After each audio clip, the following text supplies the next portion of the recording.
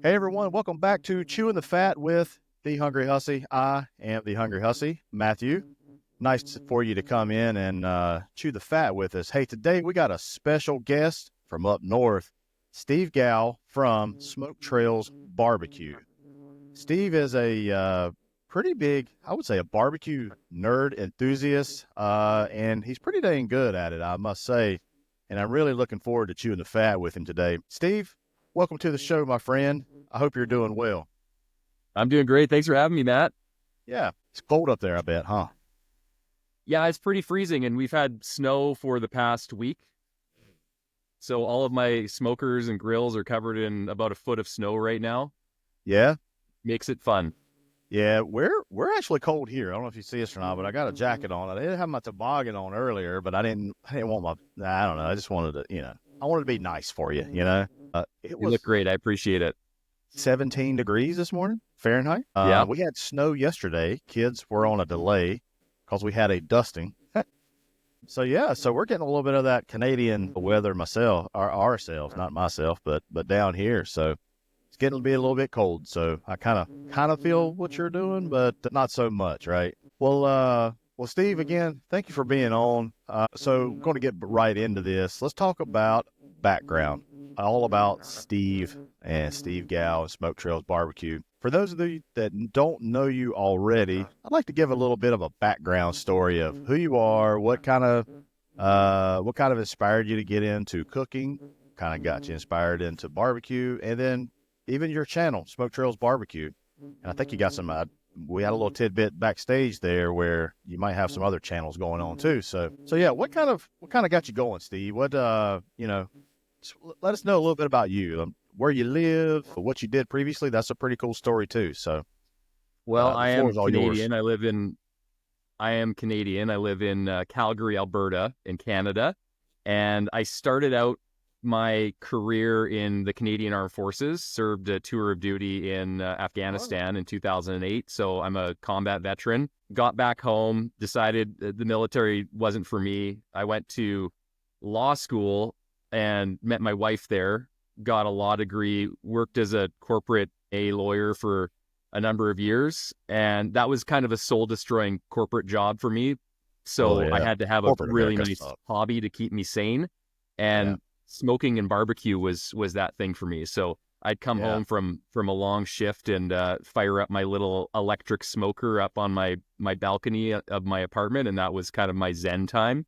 And yeah, I just started consuming a lot of YouTube content and watching people like Malcolm Reed and how to barbecue right, and got really interested in it. Started cooking briskets and ribs and all the barbecue staples. And then I started a YouTube channel because I felt like the best way for me to learn something is to teach it, and yeah, I wanted to share it with my family and friends and do something cool that felt like I was doing something outside of work. yeah, And it just grew over the years, grew and grew and grew. And then at one point it just eclipsed my full-time income, and I was able to go full-time, yeah. and now I'm kind of living the dream. You are living the dream, man. I want to be where you're at, man. I'm hoping this year. But so, wow, I did not know that about your service to the country. Wow, that's good. Thank you for that. As allies with you, United States, right? That's pretty awesome. And then, I mean, how cool is that? You served in the military, plus you're a lawyer, which is that's a lot of school. I mean, that's a lot of work. That's a lot of effort. So time wise, you're still a young chap. How long you were in the armed forces for? How long is it? 4 years you I, got to serve a I was term in the and reserves, can I was in the reserves, which is similar to the National Guard, okay. for 13 years. 10 And years. out of that Gosh. 13 years, I was attached to the regular force Army for maybe 3 years out of that while I did my tour in Afghanistan. Ah, So okay. 13 years plus a certain stints of full time. I got you. I got you. So, and then when you started getting your knack for, wanting to cook and stuff at home, what's that timeline when you started like, okay, I'm going to start looking at some YouTube videos. I'm going to start looking at Malcolm because Malcolm's been around for a while. Yeah, he has. He's kind of like the OG He barbecue is. YouTuber. Love to meet him sometime. He just seems like a really good guy, just down to earth. Yeah, that's why I love his content. But I think I started getting into that around, I don't know, 2011, I want to say. 2011. maybe a little Okay, bit earlier than that. I got I've you. always been into cooking. I was a big fan of Alton Brown, Yeah, with Serious Eats and that yeah, scientific approach to cooking, yeah, and then the barbecue just consumed that, and I just went full on to barbecue, yeah. Kind of around nerding out. 2011. 2011, and then Smoke Trails BBQ was born. So during that 2011, you were then a lawyer, right?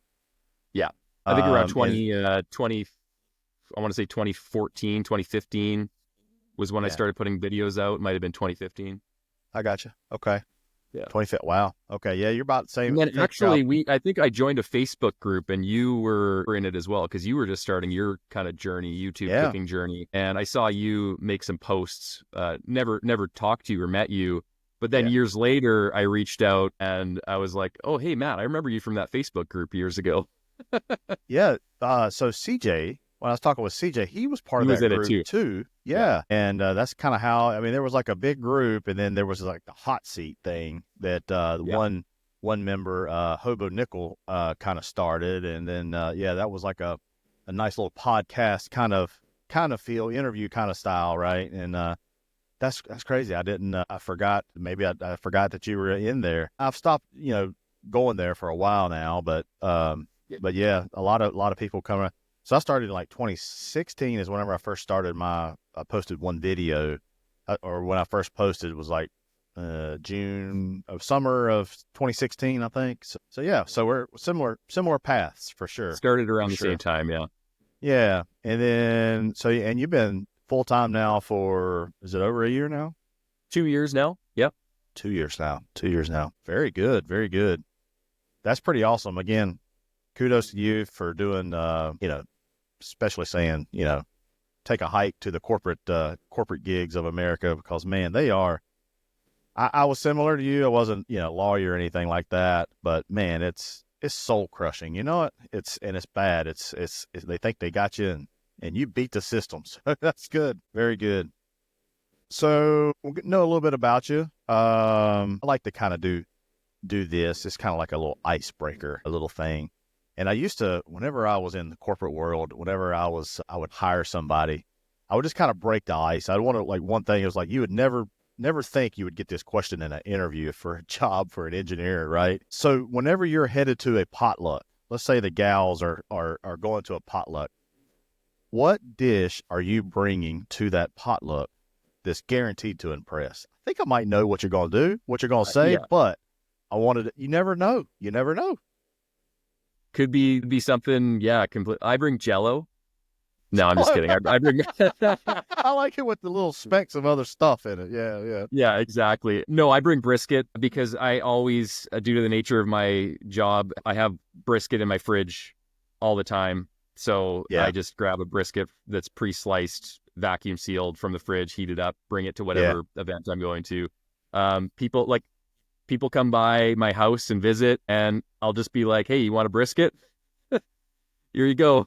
I got to get rid Well, of them. It's kind of almost like, it's sad to say, but it's kind of like business waste for me, right? It's like, it's a mm-hmm. byproduct of the content that I produce, and I can't Yeah, eat it all. So I got to give it yep. away. Yeah, yeah.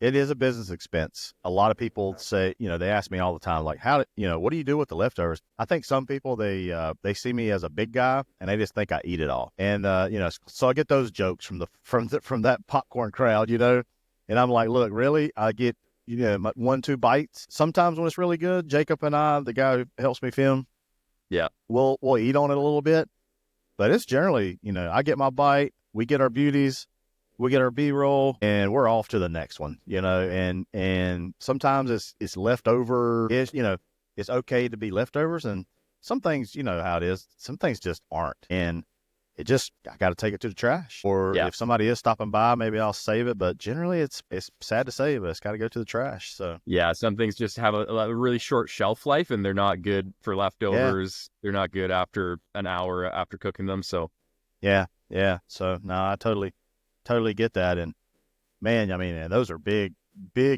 meat items too, and they take up a lot of space. So yeah, and we'll talk about it a little bit later, but just the sheer effort to cook briskets all the time like you do, that's pretty phenomenal, honestly. Yeah, So, it's a lot of work. I think I've kind of optimized my lifestyle for it, yeah, but I would like to do. I do like doing shorter cooks, like even ribs. Ribs take a long time, yeah, but it's nothing compared to brisket. yeah, And when I do something like chicken thighs, it's beautiful because all of a sudden I have so much more time in the day, yeah, and yeah. my shooting schedule is so much less. But like I like brisket. That's what I kind of focus on. It's my So, what do you passion. think about taking some Jello with a little bit of brisket in it? A little bit what is that? Waldorf's not Waldorf. There's a head Jello, cheese.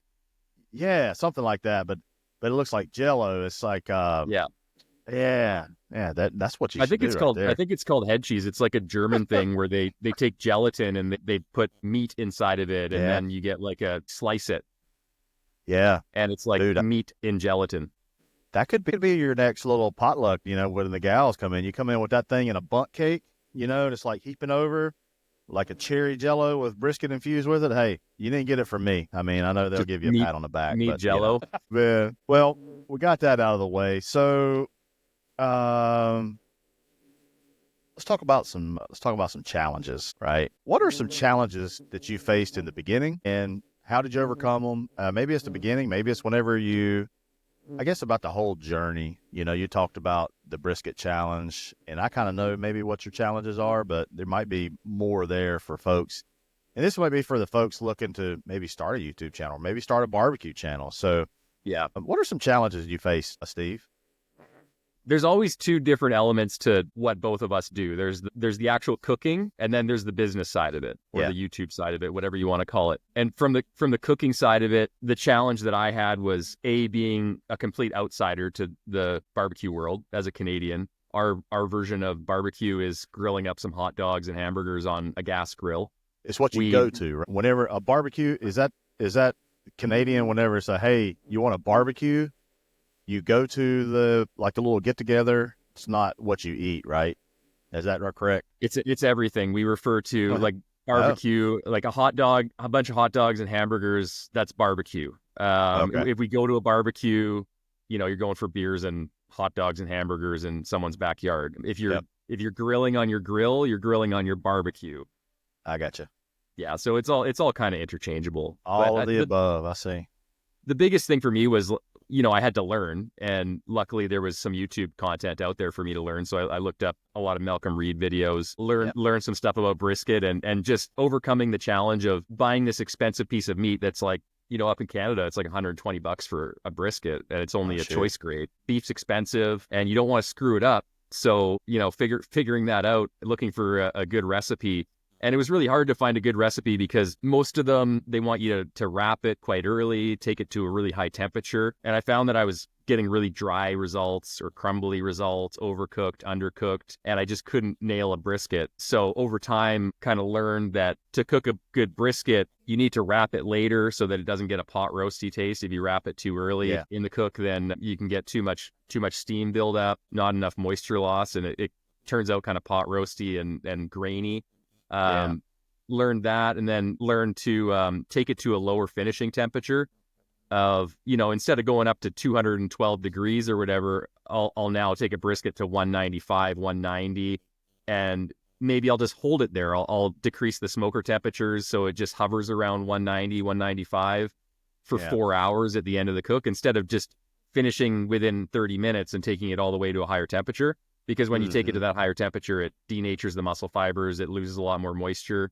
And what I've started doing now is I've got a holding oven, and I just take my brisket up to 190, put it in the holding oven for 12, 15 hours until the next day for lunch or dinner. So that was a big challenge for me, and I've kind of overcome it with that method.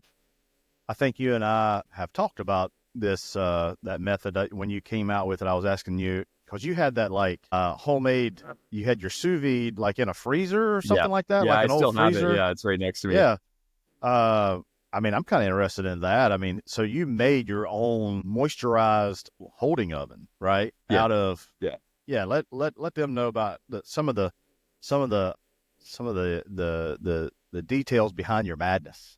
Yeah, for sure. So I got really into sous vide cooking, which involves, a heating device in a tub of Yep. water, and it keeps that water at a stable temperature. And then I got the idea to, hey, what if I take that sous vide machine, which is, nowadays you can get one for about $100. You can get a Yeah. used one for $50, and stick that in a cooler. So I took a cooler, I drilled a hole in it, put the sous vide machine in it, and put a thin layer of water at the bottom so that it would create steam from the sous vide. And then, I had this whole cooler that was basically a super temperature stable holding device. And then I thought, hey, what if I took this a step further and turned this into an actual like holding oven? So I got a free chest freezer off Facebook Marketplace, and I did the same thing. I cut a hole in it, put the sous vide machine in it, put some water in the bottom, and all of a sudden I had a giant holding oven that I Yeah. only spent $50 on. Right. Yeah. Yeah. That's pretty wild. And you could hold, how many briskets do you think that thing could hold? A lot, right? I could fit 12 briskets in it. So And you've probably done that then, huh? I have, Did yeah. you? And to Yeah. get that, and it's laser steady because just it's Yeah. all sealed and Yeah. it's heated with steam. So there's no convection.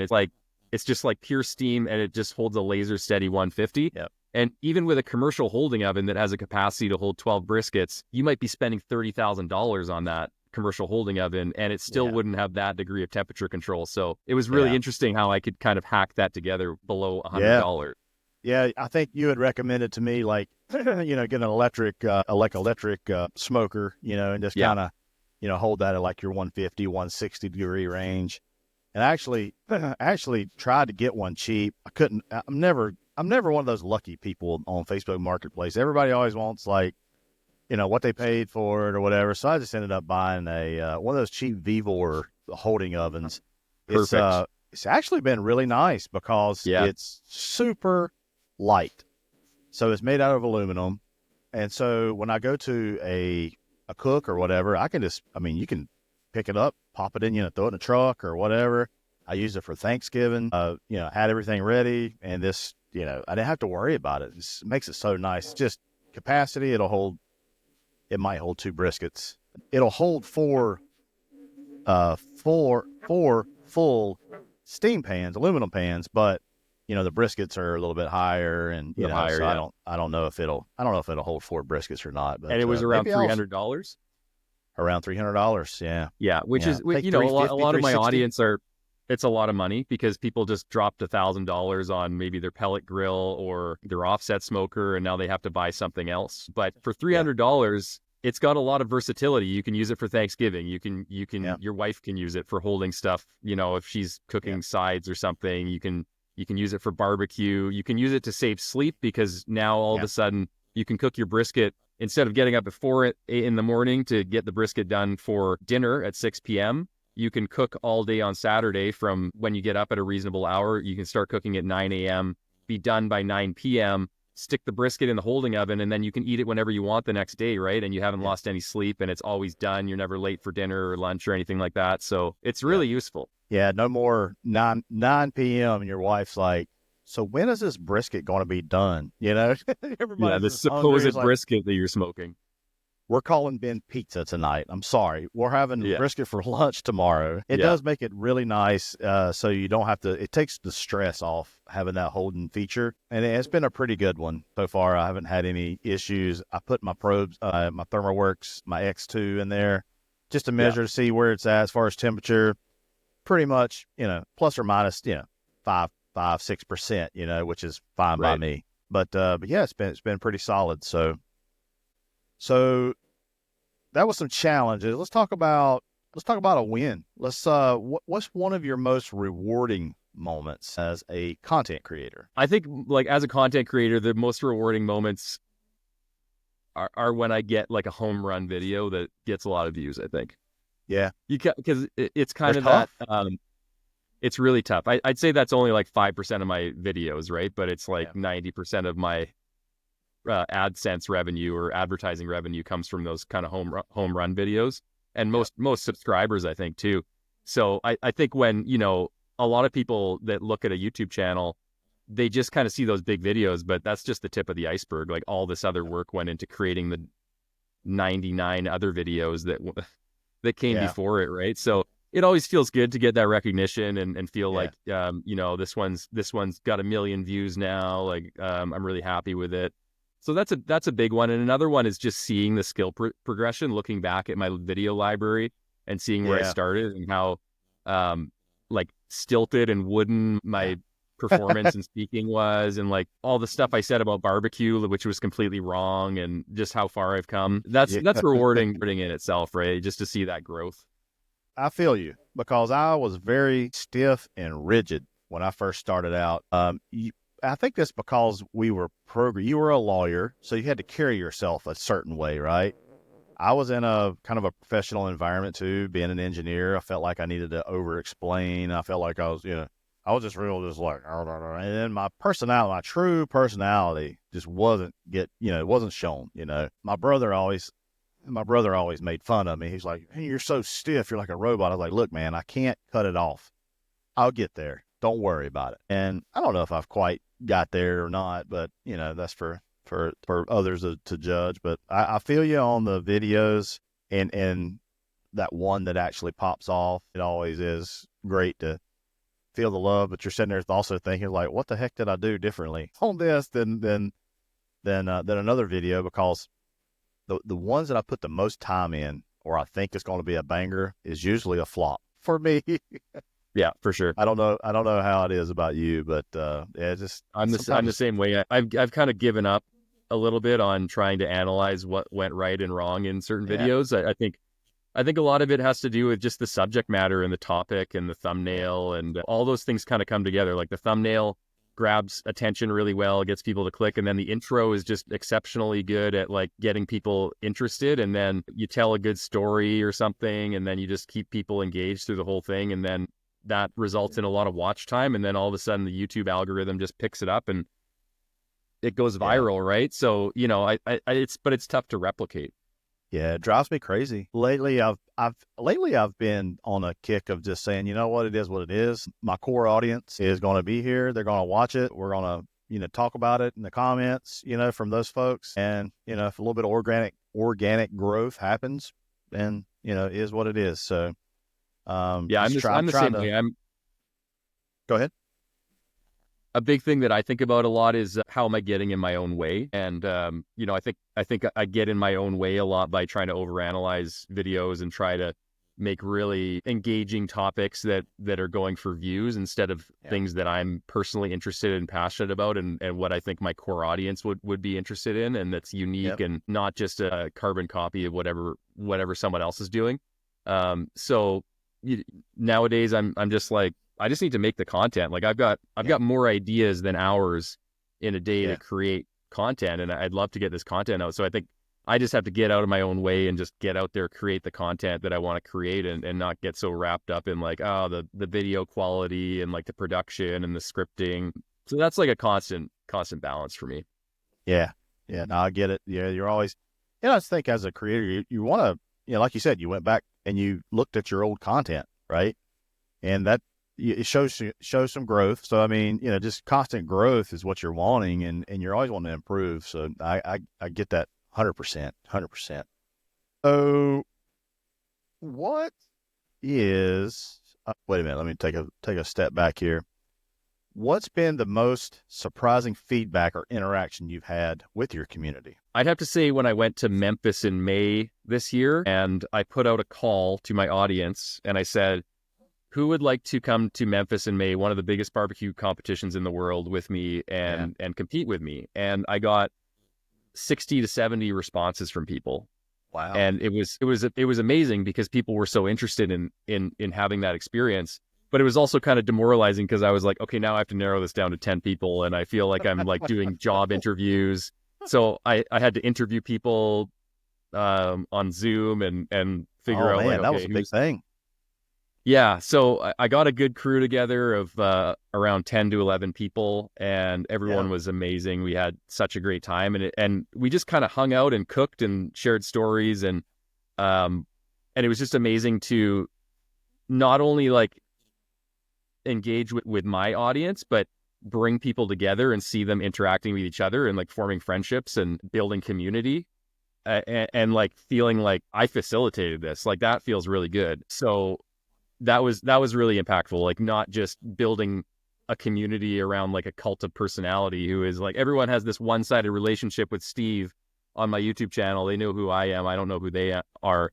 But taking it one step further and like facilitating community between those people, that felt really impactful for me. It's nothing like telling the wife, "Hey, honey, I'm leaving the country, and I'm going to go meet up with 10 strangers, and we're going to cook meat together. It's going to be fun." It was a tough sell, I'm not going to lie. Yeah. What's she saying? Did she think you're just absolutely crazy? She's really supportive, and you know, we have a good communications, and we kind of, you know, she'll let me do this one big thing, and then I'll kind of take up the slack with the kids for another week while she goes and does something else. She's going to Taylor Swift this weekend.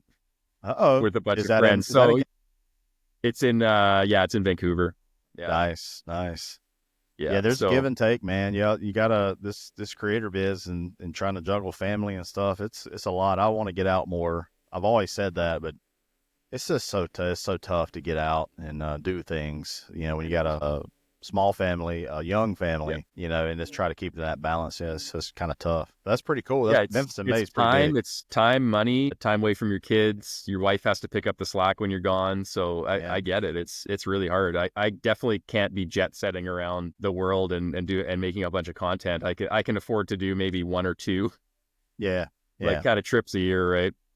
Well, that's not too bad. I mean, and we'll talk about it a little bit later. Some other trips that you had to, I think, you know, down in the States on a barbecue crawl kind of thing, right? Do you have a favorite video or recipe that you've shared? Maybe one that really resonated with your audience or challenged you in the best way? Do you have anything that kind of stands out of, this is what I loved, and my audience really loved it as well? The first one that comes to mind is my Texas style brisket video, where I kind of released my thoughts on the 190 and hold method, taking the brisket to a lower finishing temperature and then holding it for a long period of time. That was the one that got the most interest and excitement. Another one was where I injected steam into my offset smoker. That got people really excited because no one had ever done that before, and people were really interested in, like, well, that produced amazing results. And it's similar in concept to having a water pan, or like Myron Mixon's H2O smokers, where it's an offset smoker, but it goes under a baffle plate and there's like a big water pan. And now there's pellet grills that have kind of water pan trays, but it's taking it a step further and injecting steam into an offset smoker, and people were just blown away by that. And I've had people like reach out to me with, like, you know, business opportunities, like, hey, like we should invent this together and stuff like that. And I'm just like, I don't have time for that, but feel free to take my idea. Like, I don't care. I just put my ideas out into the world, and I would feel great if someone took it and, you know, file a patent. I don't care. Like, I'm just happy to participate in the ecosystem, right? Yeah, you enjoyed the ride of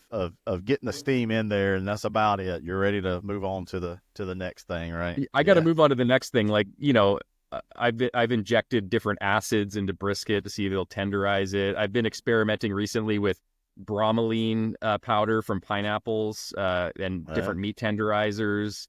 I'm experimenting with collagenase, which is a type of enzyme that specifically targets collagen and kind of leaves muscle fibers alone. Because a big problem with tenderizing brisket is you put the tenderizer in and it just kind of melts everything. It denatures the muscle fibers and the collagen. So I do a lot of different stuff. Yeah, that's pretty wild. And that is more, that's kind of an Alton Brownish way of things as well. You brought it up earlier that you liked Alton, and I did too. I like the some of the scientific things that he brought into cooking, and it's very interesting that you do the same. I like that, especially in the barbecue. Very good. I remember that video. I remember watching that video of the steam injected at 5,000. Very good, very good. Well, let me see here. So that's it for that little segment. The next one I think you're going to really like. Let's talk about the Franklin brisket secret, which everybody has. You know, a lot of the barbecue folks is, how does Franklin do this? How does Franklin do that? You know, because he's kind of like the gold standard, I'd say, for brisket. I guess you would agree with that too, right? I would agree with that. Yep. So do you think you've cracked the code for replicating a Franklin brisket? I think that I could replicate it in terms of flavor profile and taste. I don't know if I could replicate the meat quality because the quality of brisket he gets is extremely high. Yeah. I think last time I checked, he was buying from Creekstone Farms. He could have changed suppliers since then, but my understanding is that Creekstone Farms basically takes the best briskets they have and sends it to Aaron Franklin. So I don't have any confidence that I could get a brisket that's of the same quality. You know, I could try, like, you could get a Snake River Farms Wagyu brisket. Maybe that's similar, but they're a little bit different than Angus, right? Because they're Angus crossbred with Wagyu. So it's a different type of brisket. When you get a purebred Angus that has that level of intramuscular marbling and collagen that Aaron Franklin gets, like, I haven't got an Angus brisket that's that good. So I think I'd have to, like, get one of his briskets. Yeah. So you think Creekstone, they don't sell those briskets that frankly that Aaron gets? They sell briskets. I don't think that they sell the cream of the crop of what they produce, though. I think they reserve the top briskets and they sell them to barbecue restaurants. To their good clients, I would say. And that's why we, as everyday, barbecue peasants in our doing our home cooking, probably can't get the level of quality that a lot of these Texas barbecue joints get, which is fine, though. I mean, like, I love going to these joints, and they definitely do service to the briskets. Yeah, I know. Well, Goldie's is now, more of the, it's kind of moved from Franklin and over to Goldie's since they, kind of secured that top spot. I don't know if they're still there or not, but so that brings up the next question. Let's say people listening, they're probably interested possibly in making a brisket if they were to try to replicate the Franklin method, because I think I watched you. I think you may have done clarified butter, maybe the blend of popcorn butter. There's all kinds of ways. They thought that he does like a combo of that and Wagyu tallow injected with beef powder, like a Knorr beef powder. But if you were to replicate profiles, and you don't have to tell me if you don't want, what are the key steps for the folks listening to make a Franklin brisket? So first step, they're kind of similar.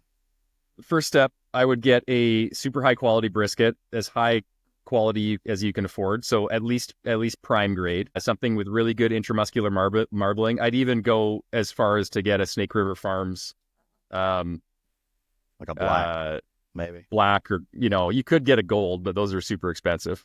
Yeah, but you're not going to be disappointed with a Snake River Farms either way you go. So super high quality brisket. So starting with that as the hardware, trim the fat cap down to about 1/4 inch. Make sure you don't scalp the top so that you let moisture up and mess up the bark. Season it with Aaron Franklin's rub. So get the brisket rub, which is basically just salt and pepper, but it's good. So get the brisket rub, get the barbecue spice seasoning, which is the red kind of orangey stuff that he has. Do a layer of the brisket rub, so salt and pepper on the bottom, and then a lighter sprinkling of the barbecue spice rub.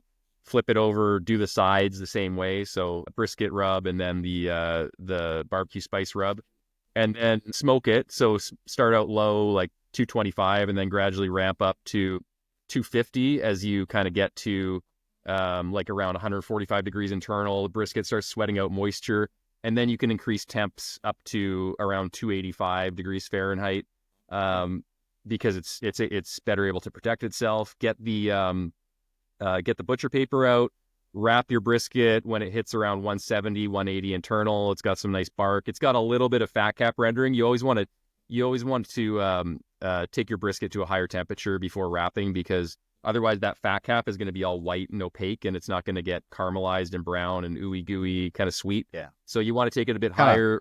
Kind of sticky to like you press it. Yeah. It's kind of sticky, right? A little yellow. And when you touch it and you do this, it's kind of a little sticky. Yeah, it's a little sticky. You push a finger into it and it goes right through. It doesn't just like bounce back like a bouncy ball.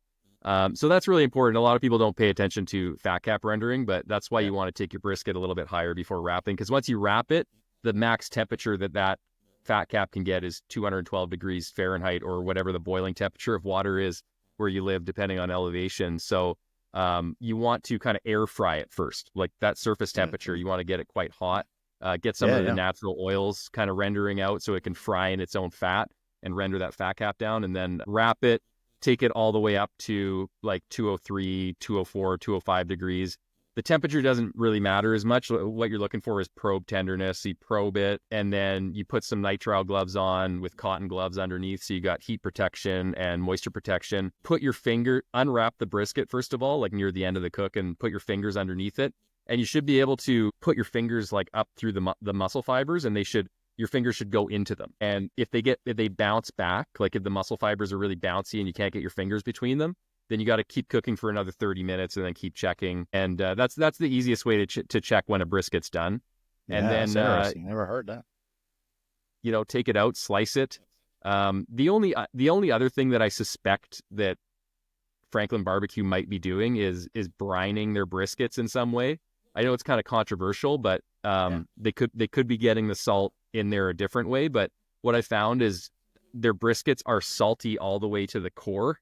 Yeah. And the only way that I've been able to replicate that is by brining my briskets. I don't do it all the time, but if you want to get a brisket that's as close to a Franklin brisket as possible, I'd probably, before I cook it, I'd inject it with maybe a 3% salt water solution, and then let it sit for a couple hours before I cook it. If you brine it, if you just dry brine it, or if you just wet brine it, it'll take like 3 weeks for it to get that salty all the way to the center. So you really got to inject it. So one theory is that they're doing that at the plant, like Creekstone Farms is injecting it with those injector needles and putting a low salinity solution in it, but that's just that's wild speculation on my part. He could have another process to get the salt in there, but that's literally the only way I could think of it producing. I never that thought flavor. about that. I've never had Franklin brisket before, but a buddy of mine, Johnny, he has, and he was like, yeah, it's like on the verge of just being too salty, but it's just right. Yeah. And he was like, I don't know how they do it. And he thought maybe it was the butter or whatever they put on there. Now, whenever you said the Franklin seasoning, Aaron, whenever you see him, he just takes 50 kosher salt and pepper. But his seasoning has other stuff in it, right? The red one, it's got the paprika and stuff like that. So there's always there's always some discrepancies of like, what does he use? You know what I'm saying? Some say Lowry's, with the salt and pepper, and then he uses Lowry like a seasoned salt. I think you've even dabbled with the beef powder, right? The Nor beef powders and stuff like that.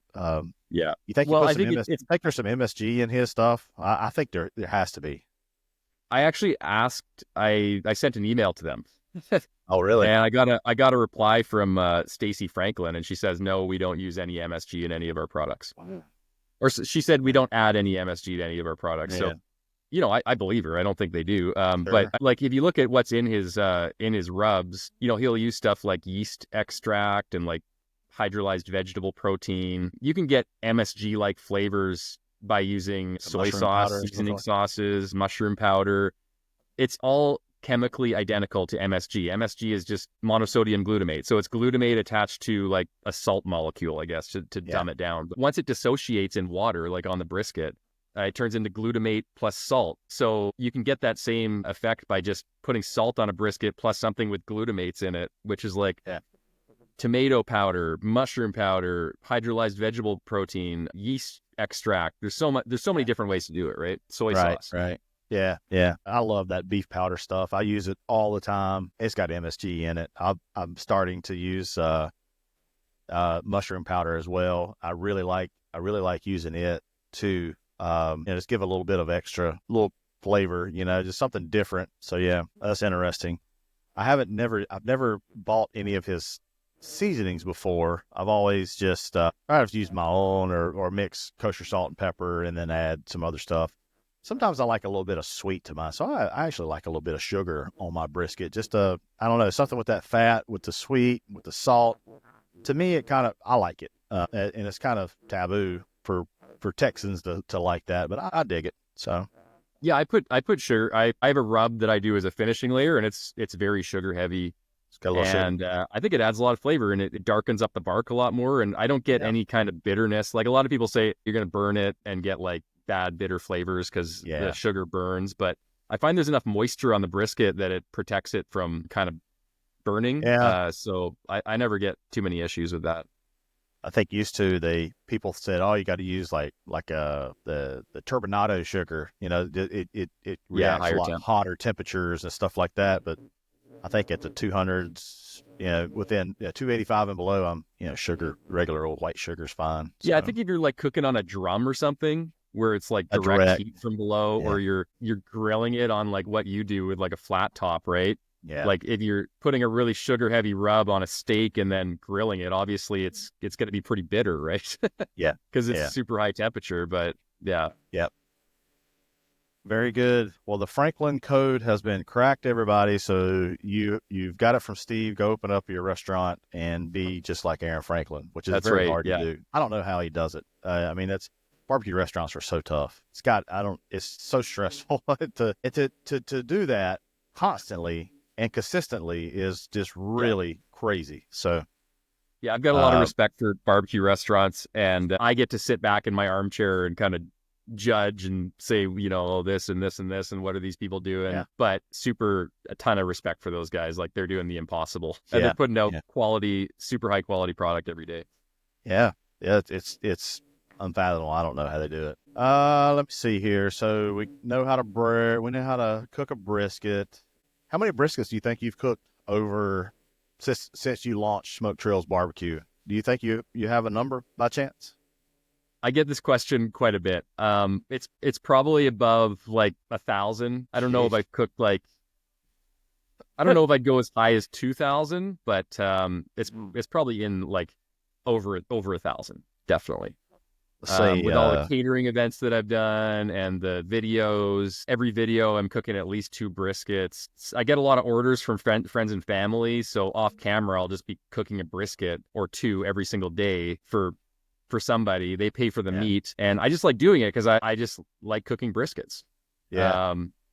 So it's a lot, and it has added up over the years. So yeah, I'd say probably just over 1,000. So I just randomly plugged in 1,250 just because you didn't know, 1,000 to 2,000. I went Yeah, 1,250 that and sounds about right. multiplied that by average of 13 pounds. That's just Yeah.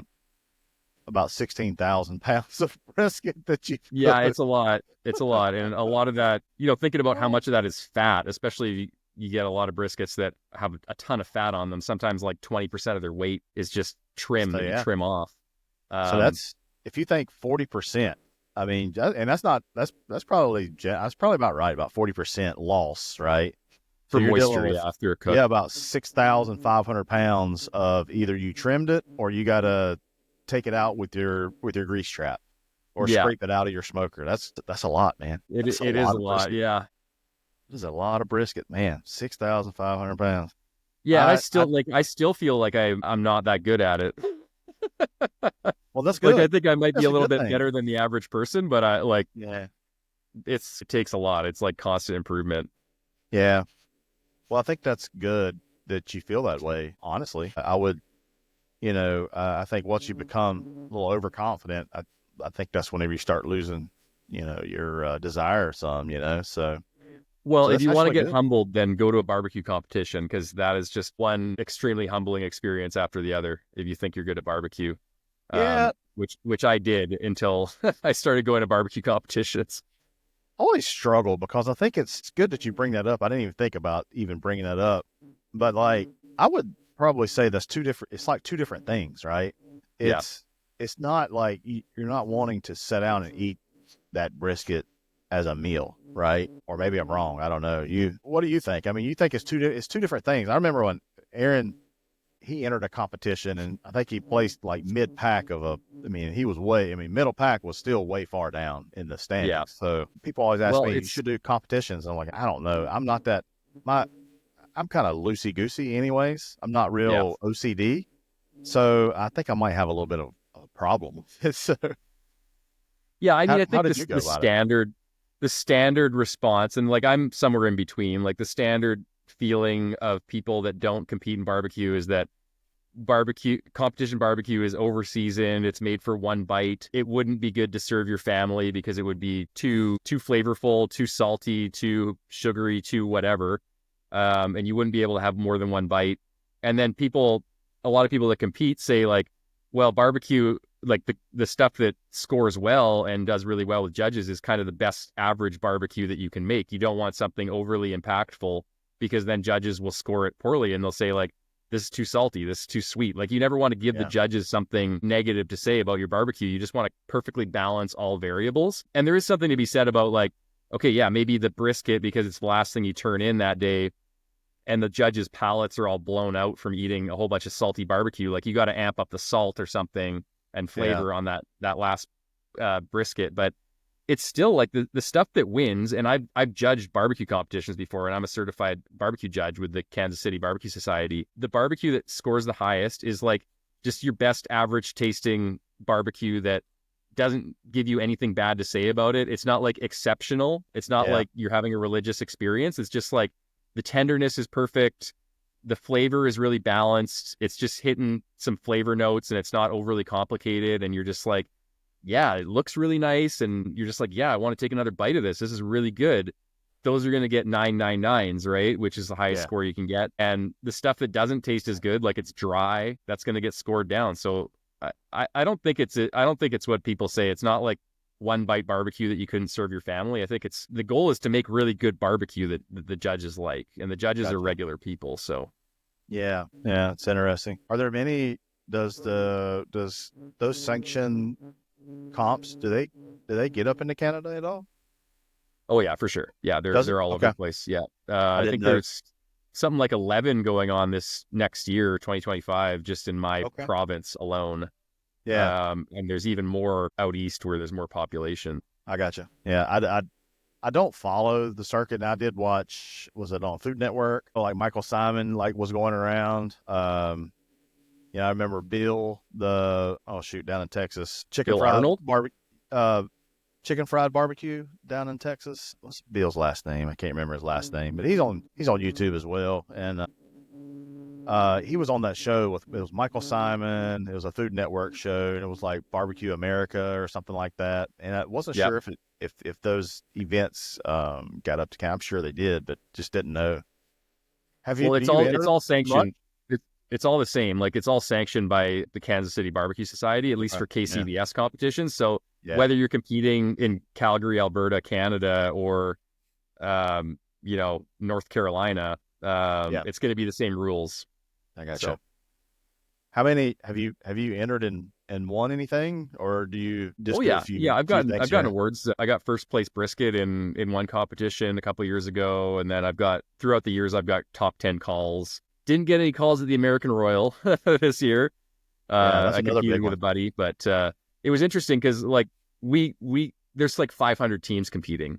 Normally you have maybe 30 or 40 teams competing in a competition, but this is the biggest one in the world. So 500 teams, and we were kind of the middle of the pack. Like some of our stuff we got like 3rd place, some of our stuff was 250th place, and we were kind of bummed out. We're like, man, like, do we suck?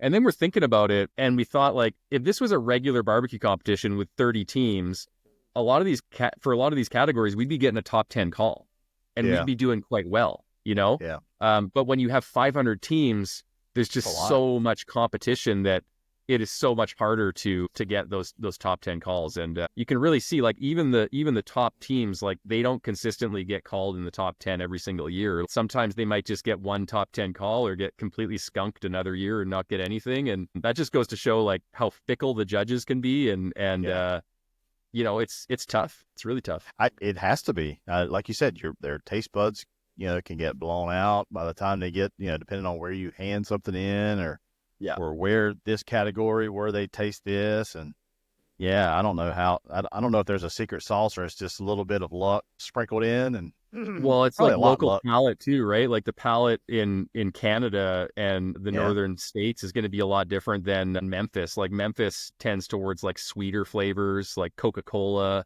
type flavor, and like in the north it's more like savory flavor profiles. So it's almost like you got to do some market research and figure out what the local palates are like. That's really interesting. I didn't think about all that. There's a lot to it. It's almost like trying to figure out this YouTube stuff. It's like, how do you crack the code? It's pretty difficult. Well, Well, good deal. Didn't think about to ask about the comp circuit, and I knew you had done some, but I wasn't for sure to what extent. So appreciate you touching on that. So just a few rapid fire questions here. These are just like, what's your favorite or whatever, or what kind of comes to mind. So I pretty much know what this first one is. Brisket or ribs? Brisket. Ribs or, I guess, pulled pork? Ribs. And no love for pulled pork. Do you do much pulled pork? I do a lot of it. Yeah, I'm sure I don't want to offend you or anything, but I just feel like it's Oh no, there's no offense here. it's like a crowd pleaser. Like I'll cook it if I need to feed a lot of people on the cheap, but I feel like it doesn't like have that oomph, that impact of like Yeah. taking the fire to the barbecue, or like serving up a Sure. great brisket or ribs to the family. When you serve pulled pork, it's just kind of like, Eh. it's good. Even if it's really super juicy and it's got a good sauce, like, It's pretty easy to nail. most of the time, put it on a bun or whatever, make a really good pulled pork sandwich. But, I think like brisket and ribs is just like, it's an ability to showcase your skills and really make an impact on people. I think the one thing that can really set you apart for pulled pork.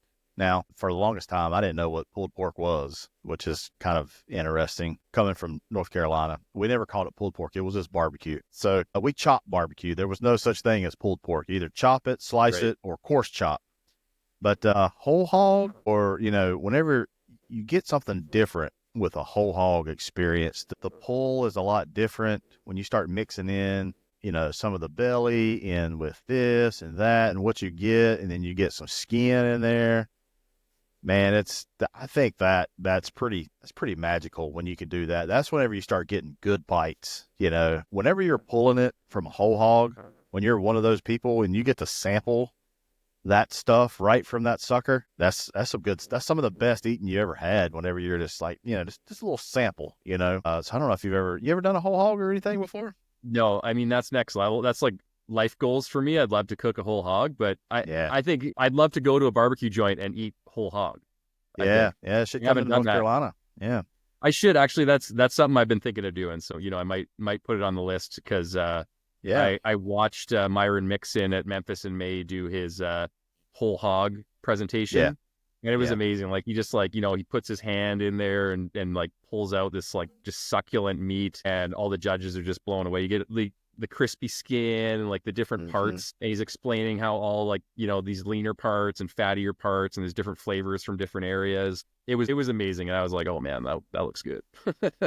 Like I said, the whenever you pull from that animal and you're pulling it, the strands are just way different. I don't know what it does, but here where I'm at, I'm from Lexington, North Carolina, where we do whole shoulders, not whole hog. Whole hog is Eastern North Carolina, where they do, that's like your Sam, Skylight Inn, Sam Jones, sorry, not Sam Hunt, barbecue. They do whole hog there, but even the shoulders, you get a little bit we do a whole, it's got the butt plus the picnic attached, at the same time with the skin on it. And it's pretty good too, I think. I like it a lot because the picnic is very lean. And then you got the butt, which has a lot of, like a little bit more browner meat, dark meat. And you got the money muscle, but overall it's got a lot more fattier pieces. And then you mix that in with the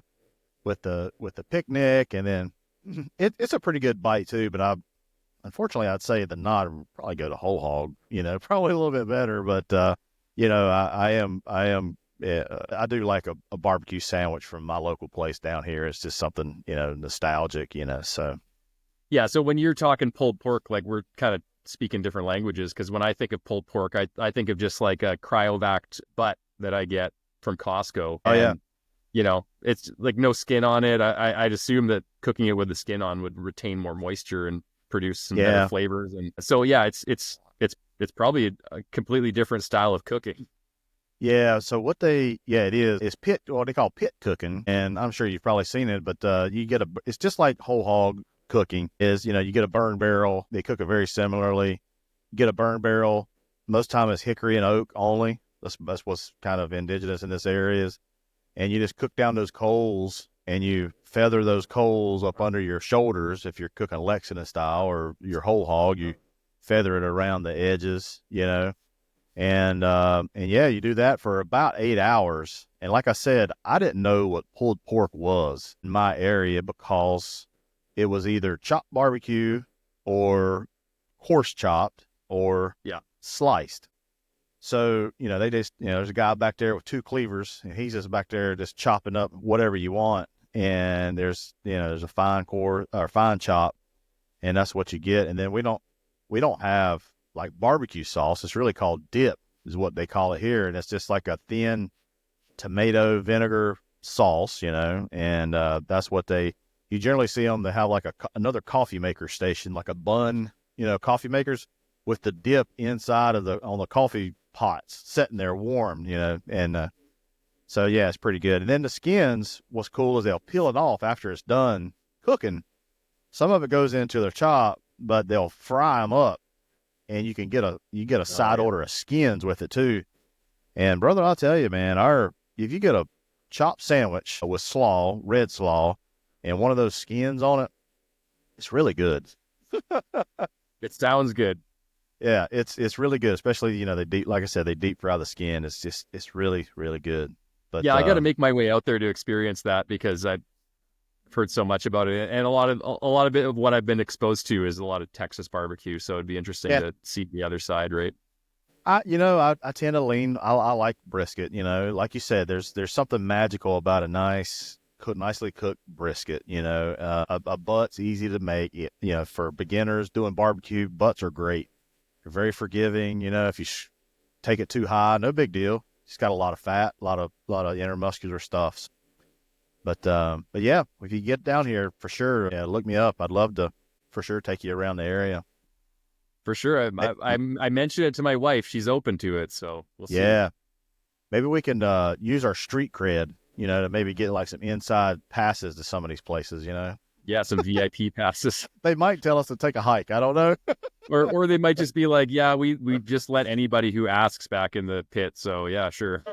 Yeah, but we would like church it up. We'd make it special. We're like, yeah, we're the only ones that have this VIP access. And they're like, yeah. Not really. What is favorite wood for smoking? I personally use a lot of cherry.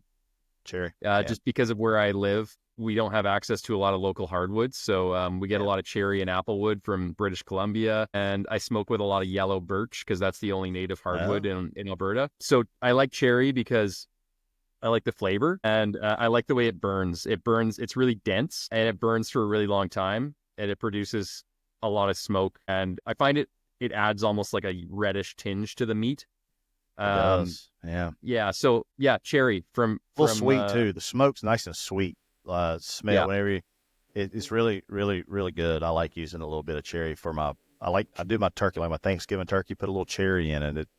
Like you said, it gives a little red tint, and then a little sweet too, but yeah, it's good.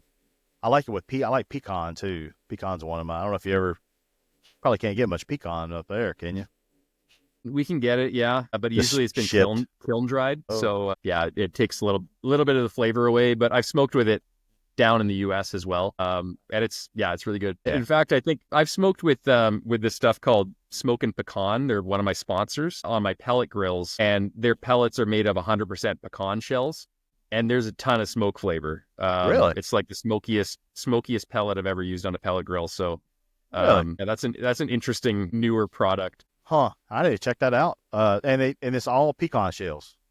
It's all pecan shells. 100% shells. It's not even, there's no wood in it. And it's the smokiest flavor you'll ever get from a pellet grill. It's unreal. Yeah. I need to try that. Are they sold? Is it sold? Ace Hardware's, anything like that? You'd probably have to take a look on their website. I think they ship it. It's a higher price point. Just because it's made of pecan shells and not wood, right? Yeah. Like when you think about the percentage of like how many pecan shells compared to the volume of wood are on a pecan tree. Yeah. It's not a lot. So, I get it. It's a higher price. They ship it out. They're out of Louisiana.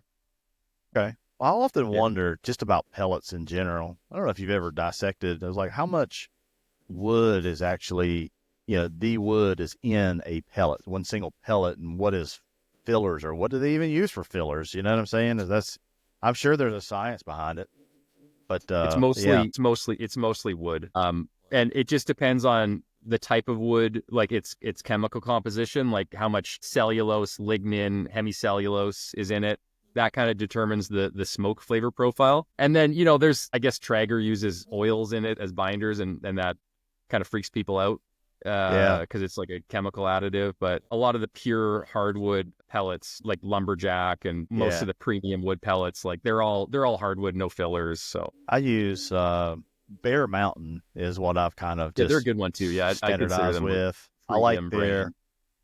if they have like a oak, I think it's oak, cherry, and I'm just grabbing my charger. Just keep talking. yeah. Oh yeah, you went black on me there. Yeah. I think it's like a oak. It's a blend. It does pretty good. I like its profile. It does pretty well on about anything I put on there. I need to look into that pecan shell. That'd be pretty good. Smoking pecans. Yeah, I'll put you in touch with them if you want to. They'll probably Yeah. send you a couple free boxes, to be honest, because you're a fellow influencer, right? Yeah. Yeah. I'm always I love using pecan, but it's hard to find a pellet with pecans in it. With pecan wood, and I generally if I'm doing something on my egg, I got some pecan for my offset, but yeah, I always like to do a little cherry and then some pecan in my big green egg a lot of times whenever I'm Have you doing tried Keith Ryle's pecan rub? the rub. No, I haven't. Is it pretty good? It's really good. Yeah, Yeah. I'd highly What do you recommend it. It's you like it on ribs or yeah, any kind of pork it's pork? good on. Yeah. Yeah. It's got like Yeah. a really earthy flavor, some nuttiness from the pecans, Yeah. and it's out of this world. And he's got a cherry rub as well that has a bit of cherry flavor to it. Yeah. That'd That's be really good. tasty. Heath is I was able to hang out with him whenever we were in Utah for the ThermoWorks event, and real nice guy. I do use his I think it's a sweet rub that's in my Walmart. I use it, Yeah. love it on ribs a lot. I like to use it for, like I said, I like a little sweet with my barbecue, pretty much all for whatever reason. I think it's that salty sweet combo that I like. So Yeah. very good, very good. Kind of went off on a bunny trail there, but that's okay. What is one barbecue gadget you cannot live without? My instant read thermometer. I don't think I could, to be honest, I don't think I could cook without it. I get a lot of Um, people comments. I don't know if you do it or not. They're like, "Oh, you don't need that." I'm like, yeah, yeah. yeah, I do. It makes me a better cook. I say it all the time. I think You know what? everybody I've I asked mean, that for says that. it would be an interesting challenge. Like, okay, I'm going to cook a brisket without using any sort of thermometer at all, and I think I'd be able to do it just fine. But when it comes to steak, anything like pork steaks, beef steaks, fish, anything that I have to cook to a certain temperature, like 145, 135, whatever you're Yeah, aiming for, I absolutely need a thermometer. Like yeah. I couldn't cook you a medium rare steak without a thermometer. I Like, think I what am could I going to get do by. that test with my palm or whatever to test the different thickness? Like, no. Doesn't work. It doesn't work. I could probably get by. That would be a pretty cool experiment for you. That'd be a great video. I'd watch it just to see where you got. I remember Sam the cooking guy one time did this blindfolded. Like he cooked a meal completely blindfolded. I think he about cut himself, or he may have, and then burned himself. All kinds of Yeah. stuff. So Well, yeah. what would be interesting? Like, not so much like, okay, the internal temperature. I don't think it would be a big deal. Like, because I don't check the internal temperature as much with briskets anymore because I just know what's going on. But cooking a brisket without any sort of ambient temperature, like dome thermometer or anything, like you're managing the Oh fire and you don't even know what temperature it's at.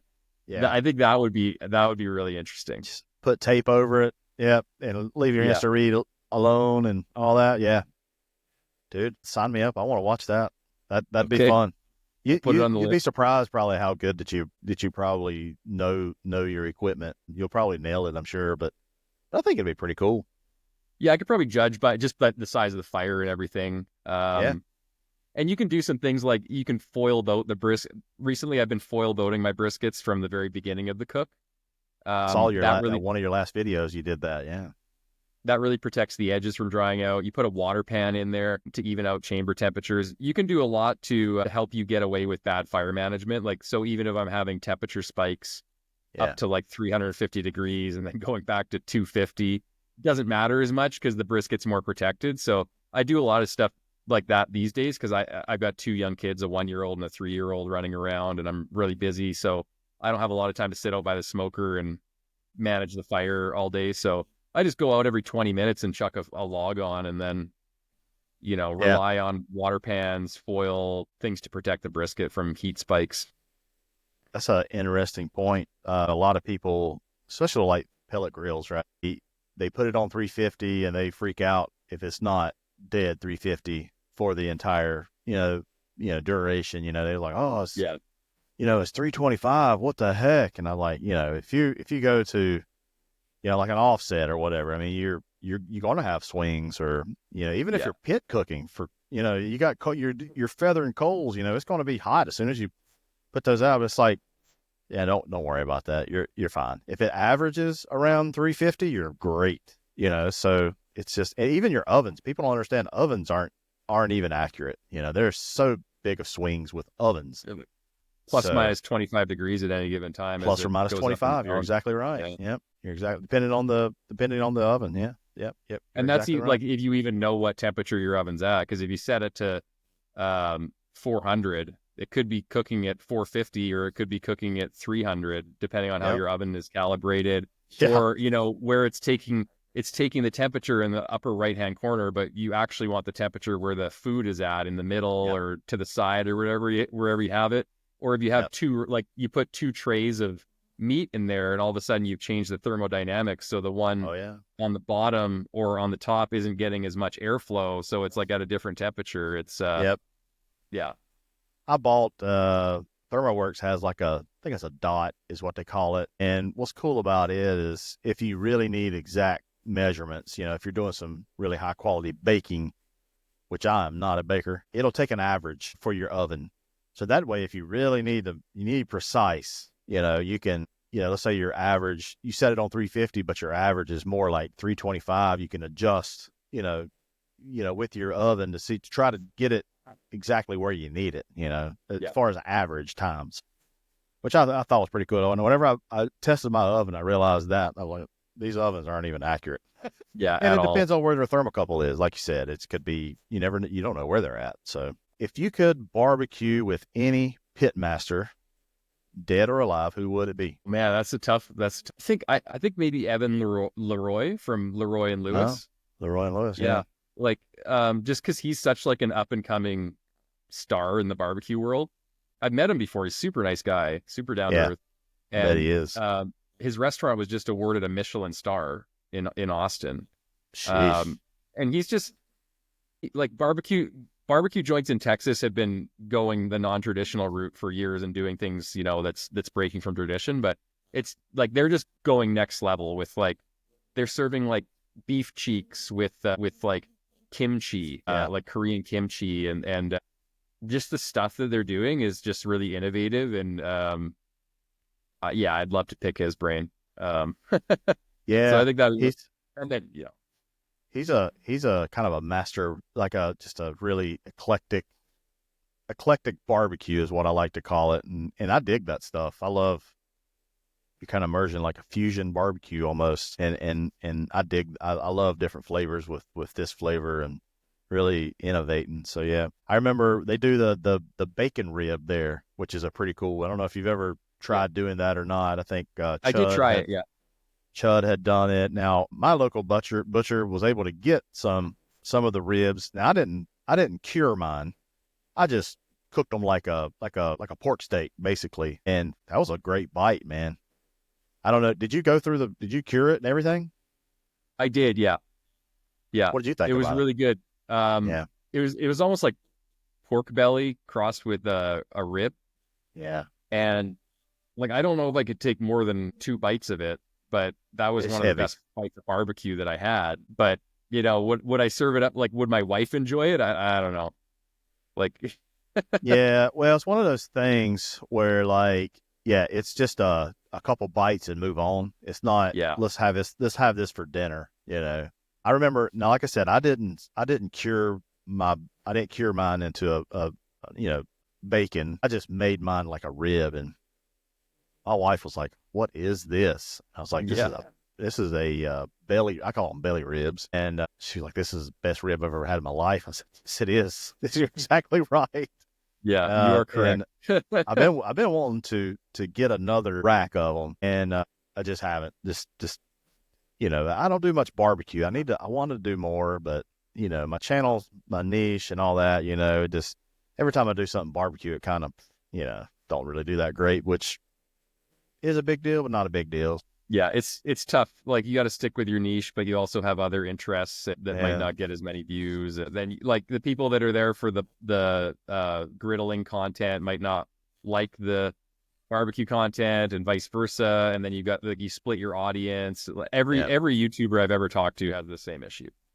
yeah. Sometimes I was like, you know what? I don't care. This is what I want to do, and I'm going to do it, and I'm going to post it. If I get a little bit of organic, content, or whatever. But this past, I did a pork loin, like ribs, not long ago, Yep. and it did surprisingly well. I was very surprised. Used the pellet grill and full boated the thing, which I was like, it's a lean. So pork loins are real lean. I was like, I'm just gonna full boat this thing, and Yeah. it was great, so juicy. But I saw that video as I was looking up your yeah, recent videos in the past couple months. yep, One yep, thing that speaking of pork, I've been really interested in pork steak recently. For forever, I always assumed like, no, you gotta take it up to like 200 degrees. And then pull it or chop it. Because it's got so much collagen and fat in it, you have to properly render it. But then I was like, okay, I'm going to try it. And I just took a pork butt, cut it up into steaks, yeah, and I grilled it to, 145, which is what I usually take pork chops to. It was amazing. Like yeah, it had that steaky, like the beef steak type flavor that you get from a ribeye because of all the hmm, fat that's charred on it. And it was surprisingly tender. Like it yeah, wasn't chewy. It had more like what I guess you could call it gristle from like unrendered yeah, fat and stuff in it, but it hit the spot. And it's like, okay, beef prices are pretty high. I can get a pork butt for like nothing, and feed my whole family these pork shoulder, pork butt steaks, and they're like they're pretty close yeah, to like a ribeye yeah. experience. It's good. The pork steaks is really popular in this area. Every store has them. And I forget, I pass on them all the time. And I'm always thinking, I was like, why don't I do pork steaks more? I see a video of people doing pork steaks. Why don't I do pork steaks more? Yeah, But yeah, I going direct too. They're actually really good. Just going direct with them, trying to get up a little bit. And because when that fat starts rendering a little bit, it starts hitting those coals. There's like some magic that happens whenever totally. that fat hits the hotness, and then it just kind of sizzles, and it I don't know, some other smoke happens, but that's always good. I like to do those on my egg where I can kind of lift it up a little bit and get some of that fat rendering right onto the coals. Makes it Yeah, taste that's why really guys good. love drums so much, because you get that Yeah, the fat dripping on the coals, and then you get that fat smoke that produces the grilled meat flavor. yeah, That's like a yeah. next level different type of smoke. I've never cooked on a drum before. I've always wanted to. My wife's always like, if you bring one more thing home, I don't know what I'm going to do with you. It's a good problem to have, I I guess. think I'm getting like 4 more smokers coming in the next couple months. Really? Yeah, just Care from to different. divulge? I can't talk about Sure. 2 of them because It's okay if you. It's okay. Eh, I'm under an NDA. Like I literally had to sign contracts for these, but yeah, they're gonna be like barbecue style smokers. Gotcha. They're not griddles, that's for sure. Gotcha. Okay. Yeah, so I'll have to make room for them. Yeah. Well, we'll be sure to tune in to that to see what's going on. That's a good little teaser there, Steve. I see what you did Yeah, there there. you go. You little Doing some crafty guy, promo. you. Hey, that's what it's all about. That's what it's all about. That's a great segue, actually, to some future plans. So, looking ahead, what's next for Smoke Trails BBQ? Any big projects? Any big recipes or plans or shoots that you got or collaborations? A big Uh, big thing for yeah, me for 2025 is I want to create my own sauce for commercial yeah, sale. I want to put another 2 rubs on the market. I've already got 2 out there, but I want to keep expanding the rub line and start getting into sauce. And I want to finish up I built a 250-gallon offset smoker that's kind of modular, like it's in sections, so I can take it apart and roll it around in my small backyard. So I want to work on that a little bit more, finish that project up, work more on my projects, like exploring like the steam injection stuff in like pellet grills and different types of smokers, experimenting with meat tenderization with different meat tenderizing products. I'm going to Georgia in March for an Oklahoma Joe's influencer event. So yeah, that's like short-term travel plans, but Yeah. I think I might be more of a homebody in 2025 and just focus on like my rub business, my sauces Yeah. and experiments, and kind of just like, because it took a lot of time and money to go to Memphis in May. It took a lot of time to go to the American Royal. And I had a lot of like big travel plans and projects this year. And it was fun. Like it was great from like a personal development perspective, but it costs a lot of money, and it was like time away from friends and family, and it hurt my production schedule and prevented me from getting as much content out as I wanted to. So I kind of want to just like buckle down and just, focus on my content right now. Yeah. And I get that. Yeah. And your kind of content, it takes a long time too. I mean, it's a lot of work doing barbecue. It's pretty labor intensive. Yeah. And like, I've dabbled in like, okay, I'll do a shorter cook for this video, but then it gets closer to the day that I want to film it, and I'm like, I'm just not interested. Yeah. So That I'll happens to me go all the back time. to, I kind of stick with the big 4, like ribs, brisket, pulled pork, and chicken. Yeah. That's kind of where like my core interest is. Yeah. Very good. I'm excited to see kind of what happens. I got a few goals in my mind too that I'm trying to look for. So yeah, be interested Would to you see care where to you go. share what they are? Oh, it's just you and I had talked. I'd like to, I too want to get a couple more seasonings out. Right now I'm having problems with space because I self-fulfill. I do online orders here at my house, and then I also self-distribute to local places as well. Mm-hmm. So adding another rub means I don't know if I can handle it. I got another garage. We got 2 garages, thankfully, but still, you're buying 100 cases. Yeah, at least 100 cases at a time. It gets kind of crazy. So Um, you have a co-packer that sends you pallets. yeah, I do.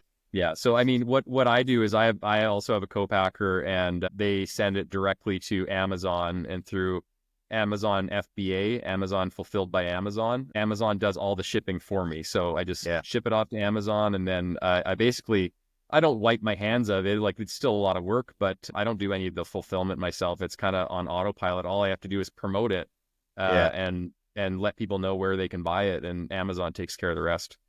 yeah.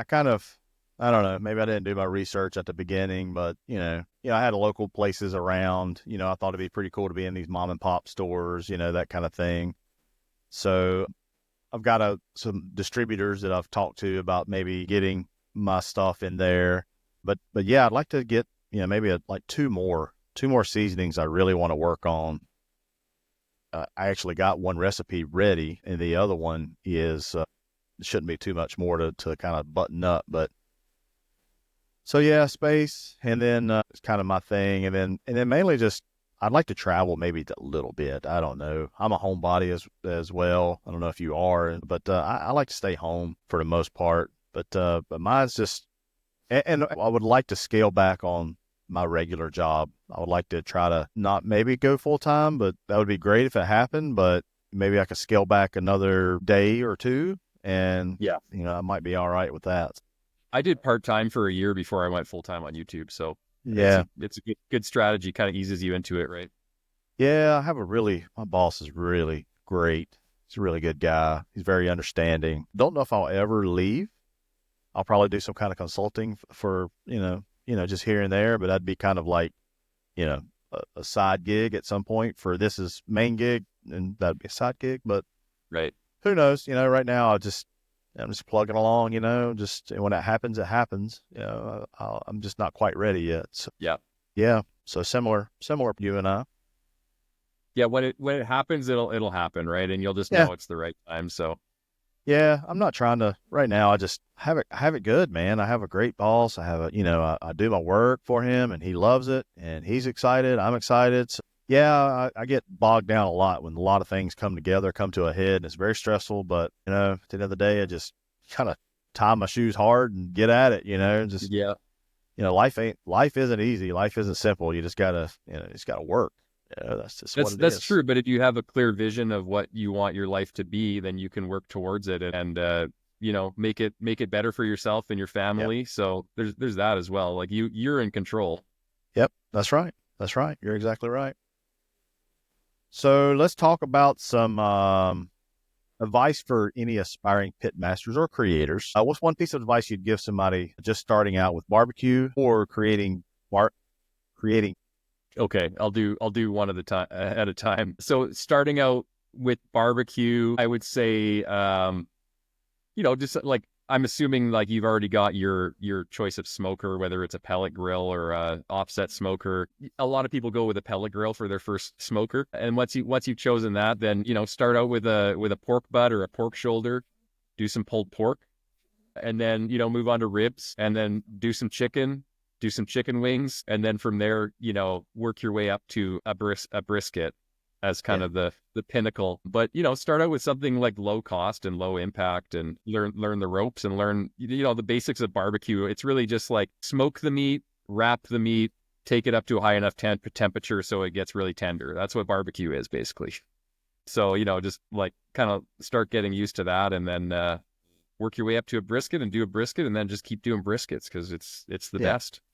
Yeah. Yeah. I agree. I like brisket. My daughter asked me the other day, she said, Daddy, will you make a brisket? And, if I was Steve Gow, I would probably be like, yes, I will do that right now. But at my time, I'm like, I don't really want to, this thing takes forever. Yeah, yeah, Oh man. I mean, and I was like, I could put it on the pellet grill, but then it's like, I got this offset out there that makes really great barbecue, but I don't know. She just asked that the other day, so I need to maybe try to capitalize on that very soon. So that's very good points. Very good points. Pellet grills are oh, also and nice. for A lot of people still go with electric cookers too. A lot of times. So yeah. What was you saying? I'm sorry.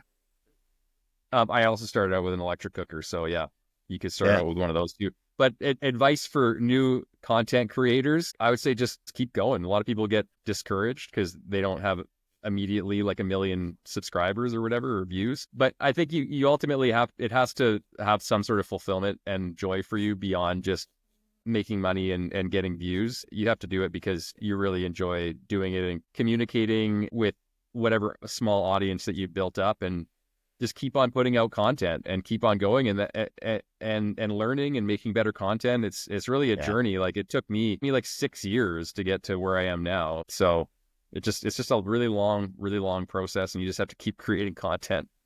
You just got to keep churning. Yeah. The journey is, number one, you got to enjoy your craft, whatever you're trying to, reach your audience, but cultivating your audience is really good.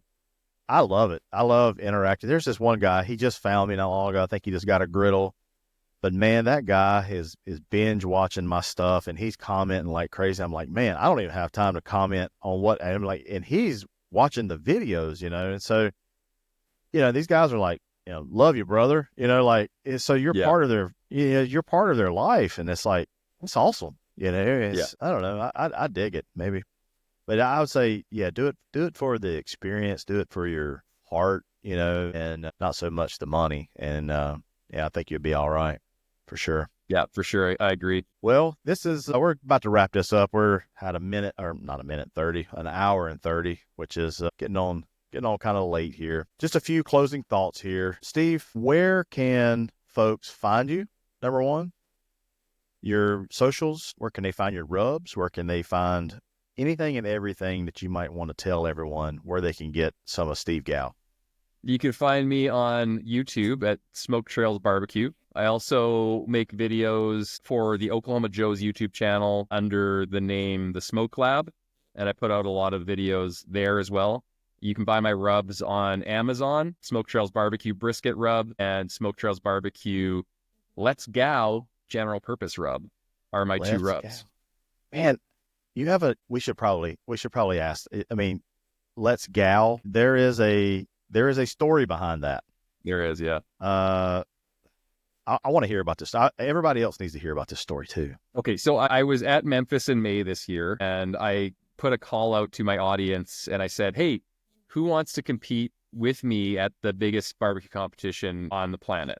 And I got a bunch of people to go down. I got about 10 people. And one of them was a couple, Scott and Jen, and they were constantly saying this saying all weekend. Whenever we went somewhere, we'd leave the Airbnb or the restaurant, and they'd be like, "Let's go." And I said, Gow. "Why are you saying that? That's my last name." And they're like, "Oh, we've always just said it. It's a funny way to say let's go, and we just like to say that." So someone suggested to me at the competition, like, hey, you should, because I was using like a prototype of my rub on the ribs that I was cooking for Memphis in May. And they were like, you should call this rub Let's Gow, because that's your last name, and Scott and Jen are saying it.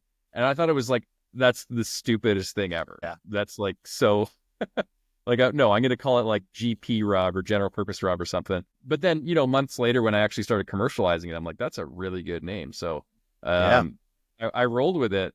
So yeah, thanks Scott and Jen. I stole that. That's pretty cool. Have you started integrating? All right, y'all, let's gow. Yeah. Have you started integrating that in your videos? I don't say that. No, but whenever I say let's gow, the rub, like when I refer to it, I'm like, let's gow. And I kind of ham it up a little bit, but yeah, that's probably a good idea. I could say, I usually say like happy smoking and let's get smoking are kind of the words that I use, but yeah, I remember, I do watch your content. So I did know that story about your rub. So yeah, I should have been in like my main body, but I failed there. Sorry. All good. All right, Steve. Hey man, it's been a pleasure having you on, learning about a little bit about you, a little bit of tips, a little bit of tricks, some of that Franklin brisket, magic that you shared with us as well. Flash conspiracy theory.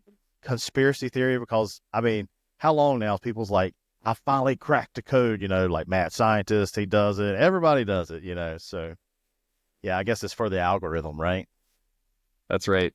All about the views. Yes, sir. Hey, it's all about the views, but hey, we appreciate you having you on, Steve. We'll definitely be checking you out. So here we are. That's a wrap. Appreciate you chewing the fat with me today, Steve. And everybody, please, down below, you'll see a link for Smoke Trails BBQ. Maybe put a link for his rub on Amazon as well. So yeah, that's a wrap. And we'll see you next time on Chewing the Fat with the Hungry Hussey. Thank you. Thanks for having me, Matt. Happy smoking. Yeah, man. Take care. Let me stop the recording here, Steve.